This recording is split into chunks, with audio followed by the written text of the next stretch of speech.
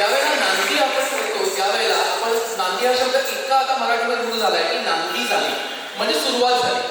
पण आपण बघितलं तर कोणतीही नांदी असली मराठीमध्ये किंवा भारतातल्या कोणत्याही क्लासिकल सेमी क्लासिकल डान्समध्ये आपण तो नटेश्वराला नमन करतो.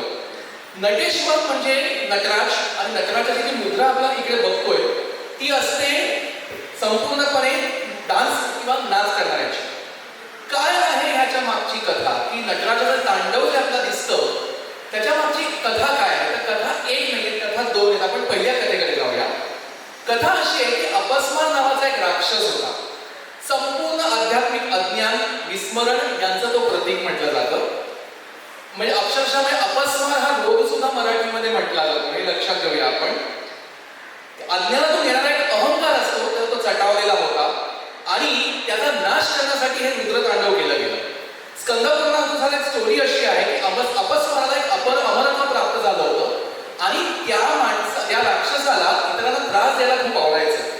अर्थात खूप मोठा गोंधळ निर्माण झाला आणि जेव्हा अदिती अनाचार माजतो त्यावेळेला शिवाला तिसरं नेत्र उघडावं लागतं. तसंच काहीसं घडलं. एक दिवस अहंकार ऋषीमुनींचा एक गट रानावनातून चालला होता आणि त्याने भिक्षुकाच्या वेशात असणाऱ्या शिव आणि पार्वतीला ओळखलंच नाही. त्यांनी त्या भिक्षुकाच्या वेशातल्या शिव आणि पार्वतीवर विषारी सापांनी हल्ला केला. अर्थातच शिवाने क्रोधाने सर्वांचा नाश केला. पण तरीही हे अहंकार ऋषीगण थांबले नाही. म्हणजे रामायणात जसं मारुतीला बघून पण रावण नाही थांबला तसं शिव पार्वतीला न ओळखता या ऋषीगणांनी अपस्माराला बोलवलं आणि सांगितलं भिक्षुकांशी सामना कर.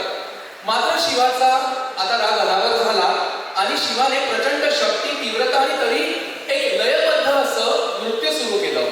त्याच्या डमरूचा आणि लहान थापेचा आवाज एवढा मोठा होता की त्या आवाजानेच या राक्षसाचा सर्व अहंकार आणि अभिमान चिरडून टाकला गेला.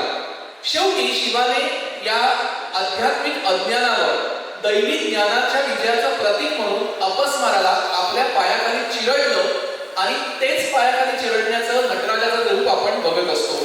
तेव्हा आता नटेश्वराला नमन करतो आणि आपल्या सर्वांच्या साक्षीने आमंत्रित करतो ठाणे आणि डोंबिवलीच्या विद्यार्थ्यांचा सहभाग असलेला आमचा पुढचा कार्यक्रम.